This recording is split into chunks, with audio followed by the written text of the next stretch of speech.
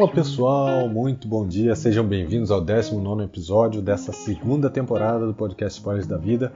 E se você ainda não ouviu os episódios anteriores, fica aqui mais uma vez o meu convite para você adicionar no seu agregador de podcast preferido. Tem muito conteúdo bacana sobre comunicação, ansiedade, inteligência emocional, liderança, carreira e muito mais. E o episódio dessa semana, que está atrasado, era para ter sido lançado na segunda-feira, eu estou lançando hoje na quinta-feira e fala sobre escolhas que nós tomamos, escolhas erradas que nós tomamos baseadas nos nossos valores. E quando eu falo de valores, não são valores financeiros, são nossos valores essenciais, são aqueles valores que moldam nossos comportamentos, como por exemplo, honestidade, família, colaboração, estabilidade, justiça e muitos outros. Se você acompanha o podcast aqui, na temporada anterior teve alguns episódios que eu falei sobre isso, é sempre bom revisitar se você tiver alguma dúvida. E a maioria das decisões que nós tomamos na vida, desde os grupos que nós frequentamos no colégio, pessoas com que a gente escolhe se relacionar para namorar, para casar, trabalho e até mesmo onde a gente mora, tem total relação com esses valores. Muitas vezes a gente sequer percebe, porque simplesmente a gente não traz essa decisão para o nível consciente, a gente acaba tomando de forma inconsciente.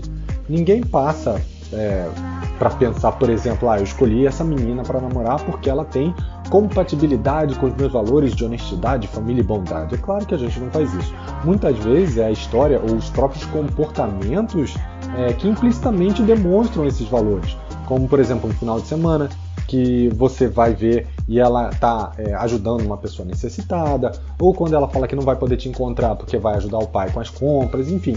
É um comportamento que está alinhado de forma inconsciente com os seus valores. E o nosso cérebro ele registra e conecta essas informações. Mas então, por que a gente consegue tomar uma decisão baseada no valor errado, então? Existe uma pegadinha nessa interpretação da frase, né? A gente não toma uma decisão baseada no valor errado, a gente toma uma decisão baseada num valor que não é o prioritário. Por exemplo, uma pessoa que tem como principal valor a família e um outro valor aí, que não vou dizer a posição, mas sei lá, um terceiro ou quarto valor nessa ordem de prioridade, a honestidade, mesmo ela se sentindo mal, ela tomaria uma decisão desonesta para proteger a família dela, que pode ser simplesmente mentir dizendo que está doente para poder levar a filha no médico ou comemorar o aniversário da filha, enfim. Aí você vai falar, poxa Bruno, mas aí você forçou a barra, né? Quem é que não iria aceitar que um pai ou mãe levasse o filho ao médico ou que passasse o aniversário com o filho? Olha, acredite, tem muitos lugares que tratam as pessoas como se fossem crachás, como se fossem simplesmente matrículas. Mas graças a Deus isso vem mudando cada vez mais e trazendo junto as lideranças mais humanitárias, né, que olham as pessoas, como se deveriam ser sempre, né? Mas poderia também ser um cenário diferente. Imagine que essa pessoa precisasse de um dinheiro para o tratamento da esposa, que corria um risco de morte, por exemplo, uma doença que ela precisava tratar. E acabou fazendo um acordo com uma empresa para ganhar 20% do contrato assinado, se por acaso essa empresa fosse escolhida numa licitação. Então essa pessoa iria facilitar para que essa empresa fosse escolhida e por conta disso ia ganhar 20% do valor do contrato. E esse dinheiro ele tem um significado para essa pessoa que está alinhado com o valor de família. Então por mais que o valor de honestidade se quebre nesse momento, o valor de família é prioritário. E essa balança entre os valores ela é muito tênue. E quanto mais distante os valores que estão sendo contrastados, mais terá o peso na decisão o valor principal. Mas às vezes, no impulso, a gente acaba tomando decisões que se fossem tomadas com mais calma, não seriam tão complicadas. E se tornam decisões que são verdadeiros fantasmas, que ficam nos assombrando durante muito tempo. Seja essa consciência de um ato desonesto, como no exemplo que eu dei, ou, por exemplo, aceitar um emprego que pague melhor e que tire a sua liberdade ou, por exemplo, a autonomia. E esse último exemplo ele foi de propósito. O dinheiro ele não é um valor, ele não é um valor essencial, mas ele pode ser traduzido se você der a ele um significado.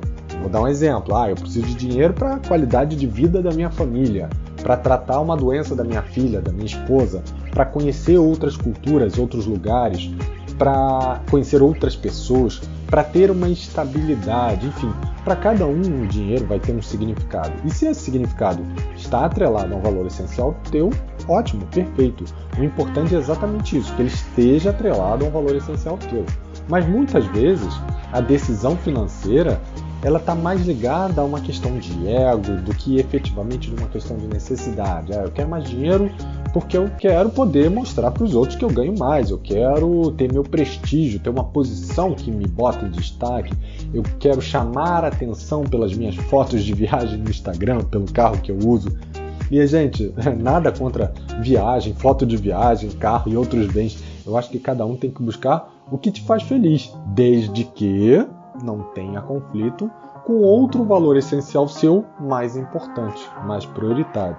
Então, no exemplo que eu dei, de que adiantaria, por exemplo, você ganhar mais se você não consegue estar com a sua família, porque você está trabalhando 16 horas por dia e sábado e domingo, ou você tem que lidar com situações de politicagem, manipulações que vão de encontro com seus valores de honestidade e justiça, por exemplo. Será que realmente esse dinheiro a mais ele vai compensar, e a palavra é exatamente essa, todo o peso dos seus valores que estão sendo negligenciados?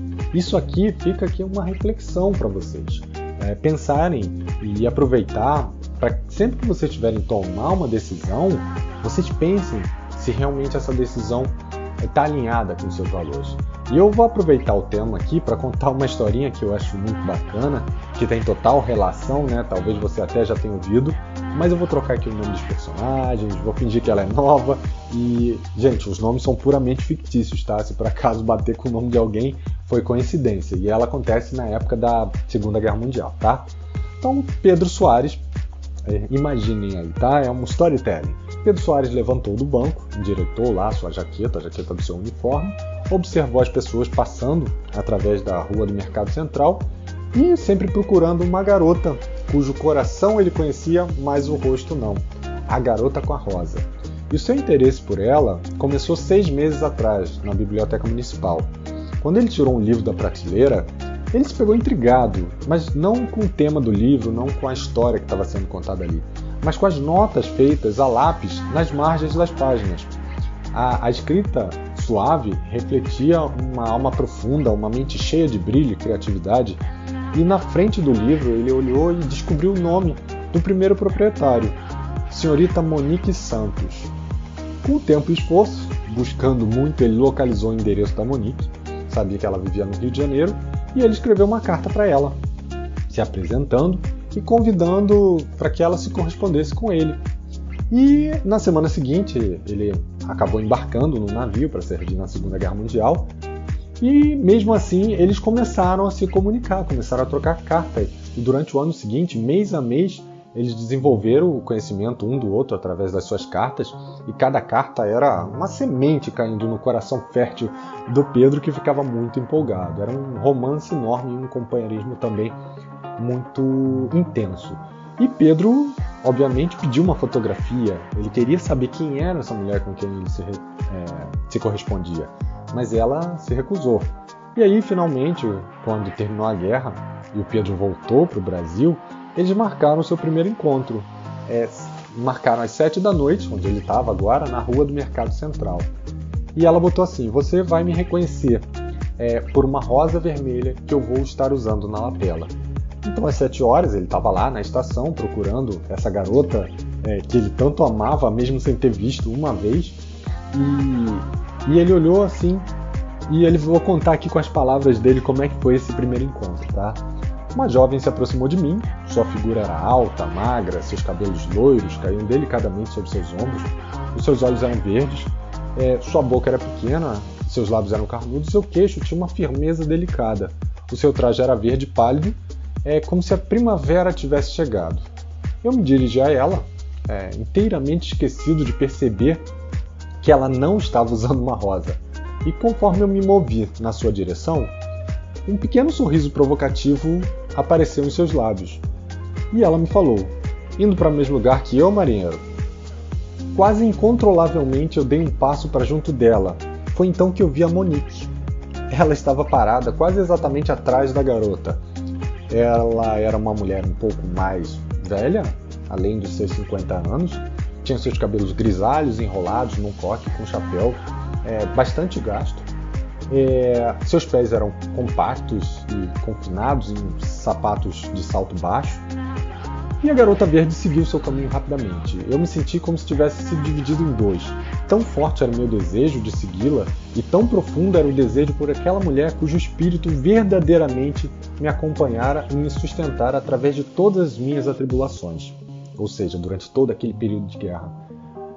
Então eu parei e não hesitei. Meus dedos seguravam uma pequena e gasta capa de couro de um livro azul onde eu coloquei todas as nossas cartas. Cheguei perto dela, inclinei meus ombros para cumprimentá-la, mostrei o livro e, ainda pensando enquanto falava, falei: "Sou o Tenente Pedro e você deve ser a senhorita Monique. Eu estou muito feliz que tenha podido me encontrar. Posso lhe oferecer uma janta?" O rosto da mulher se abriu num tolerante sorriso e ela falou: "Eu não sei o que está acontecendo.